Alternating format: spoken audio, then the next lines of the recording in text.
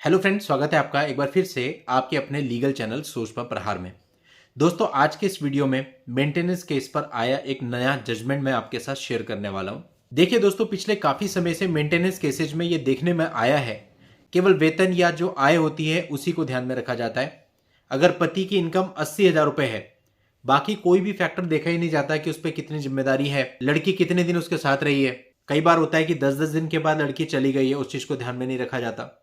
और भी बहुत सारे फैक्टर्स होते हैं जिनको ध्यान में नहीं रखा जाता। यहां पर जजमेंट देते हुए हाई कोर्ट ने यह कहा कि केवल इनकम को या सैलरी को ही ध्यान में नहीं रखा जाना चाहिए पक्षकारों की, और भी बहुत सारे फैक्टर्स हैं। अगर आप मेंटेनेंस या एलिमनी निर्धारित कर रहे हैं तो उस समय पे उन फैक्टर्स पर भी ध्यान दिया जाना चाहिए। स्पेसिफिकली कोर्ट ने यह बताया, विवाह की अवधि, अलगाव की अवधि, पक्षकारों का पुनर्विवाह और आगे की उनकी वित्तीय जिम्मेदारियां, इन सब चीजों को भी ध्यान में रख करके मेंटेनेंस एलिमनी के ऑर्डर किए जाने चाहिए। तो दोस्तों, ये बहुत ही राहत देने वाली बात है, क्योंकि आज के समय अधिकतर ये देखा जा रहा था पिछले काफी समय से कि और कुछ देखा ही नहीं गया। मेरे पास खुद के पास कई सारे कॉल्स ऐसे आते हैं, सर ऐसा ऐसा मैटर था, ये हमने सब कुछ बताया था, रिटर्न आर्ग्यूमेंट भी दिए थे, अपने जवाब में भी लिखा था, लेकिन किसी भी चीज को कंसिडर ही नहीं किया गया। केवल मेरा जो इनकम है या सैलरी है उस पर एक पर्टिकुलर परसेंटेज बांध दिया गया। तो ऐसे सभी लोगों के लिए जो इस प्रकार की प्रॉब्लम्स को फेस कर रहे हैं, ये जो जजमेंट है आज के समय का लेटेस्ट जजमेंट, ये आपके बहुत काम आ सकता है। और आपके मामलों में भी चीजों को कंसिडर नहीं किया जा रहा है तो इस मामले को आप यूज कर सकते हैं। अब इस मामले को हम पूरा जानेंगे आज के वीडियो में कि इसमें क्या परिस्थितियां थी और कैसे निर्णय तक यह मामला पहुंचा।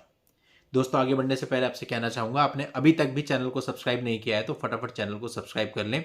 केवल आपका सब्सक्रिप्शन ही हमारा मोटिवेशन होता है। अदरवाइज कई बार हमें भी लगता है कि यार क्या वीडियो बनाने, रीजन बिहाइंड इट कि काम के साथ इसमें टाइम देना बहुत मुश्किल हो जाता है। बट आप लोगों का प्यार और विश्वास, बढ़ते हुए सब्सक्राइबर, ये सब देख के लगता है कि नहीं, जरूरत है, और हम लोग मोटिवेट हो पाते हैं कि हर रोज आपके लिए नया कंटेंट लेकर के आए। तो दोस्तों, अब इस मामले के पहले हम फैक्ट्स को जानते हैं कि इस मामले में था क्या क्या। दोनों पक्षकारों की 1993 में शादी हुई, 1994 में उनको एक बेटी हुई, और 1994 से ही दोनों पक्षकार अलग रह रहे थे। अब देखिए, विवाह की जो अवधि है वो यहां पे कितनी कम है। 1995 में वाइफ ने 125 सीआरपीसी का केस डाला और उनको और बेटी के लिए 500 रुपए प्रति माह का ऑर्डर हो गया। सन 2000 में इस ऑर्डर को संशोधित कर दिया गया और 500 रुपए से बढ़ा करके 1000 रुपए कर दिया गया।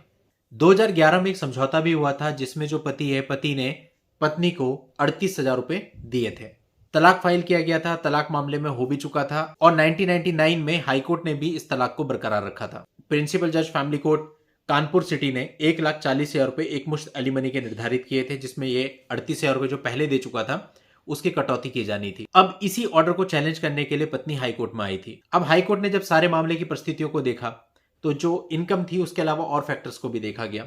यह भी पाया गया कि जो पत्नी है वो प्राइवेट ट्यूशंस लेती है और जो पति है वो डिस्ट्रिक्ट कोर्ट में जो है क्लर्क है। इसके अलावा यह भी पाया गया कि पति ने दूसरी शादी कर ली है और उस शादी से उसको 3 बच्चे भी हैं। इसके अलावा उस पर उसके भाई बहनों की जिम्मेदारी भी है जिन्हें विशेष देखभाल की जरूरत है। कोर्ट ने यह भी देखा कि पति और पत्नी के रूप में वो लोग बहुत ही कम समय साथ में रहे हैं, इसलिए इनकम के साथ साथ इन सारी परिस्थितियों के मद्देनजर कोर्ट ने यह कहा कि जो ये जजमेंट हुआ है इसमें किसी भी प्रकार के हस्तक्षेप की आवश्यकता नहीं है। यानी हाईकोर्ट ने पत्नी को किसी भी प्रकार की राहत यहां पर नहीं दी। और सार के रूप में हाईकोर्ट ने यह बताया कि इनकम के अलावा इस चीज को भी ध्यान में रखना चाहिए कि पति पत्नी कितने समय साथ में रहे हैं, विवाह की टोटल अवधि कितनी रही है, दोनों पक्षकारों में से किसी ने पुनर्विवाह तो नहीं कर लिया है, उनके ऊपर और क्या जिम्मेदारियां हैं, उनके और क्या इनकम सोर्स है, यानी बहुत सारे जो अदर फैक्टर्स हैं इनको भी ध्यान में रख करके तब मेंटेनेंस का ऑर्डर किया जाना चाहिए, ना कि केवल सैलरी स्लिप या आय के बेस पर। तो दोस्तों, ये जो ऑर्डर है ये आप सभी लोगों को बहुत हेल्प करेगा, बहुत ही हेल्पफुल रहेगा, क्योंकि हर एक व्यक्ति के मामले में कुछ ना कुछ ऐसी परिस्थितियां होती हैं। किसी पर अपने पेरेंट्स की जिम्मेदारी होती है, किसी के पेरेंट्स बहुत गंभीर बीमारी से जूझ रहे होते हैं, इसमें महीने का लाखों रुपए का खर्चा होता है, लेकिन उन सब चीजों को दरकिनार करते हुए एक पर्टिकुलर परसेंटेज काट दिया जाता है।